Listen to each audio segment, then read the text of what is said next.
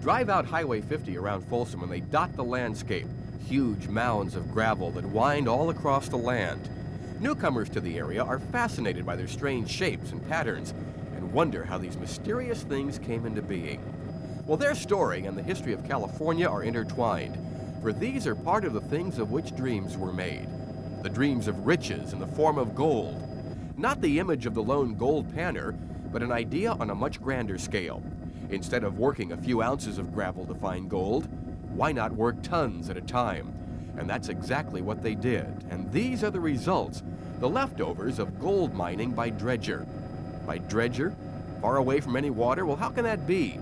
Looking at these mining tailings, as they're officially called, butted up against development, or far away from any river, it's hard to imagine what we consider a dredger working out in the middle of nowhere.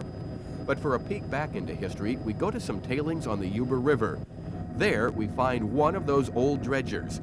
It's right now inactive for repairs, but this behemoth was reactivated in 1981 to go back over the old tailings, dig deeper, to find gold left behind the first time around. This is some old film footage of the dredger in operation.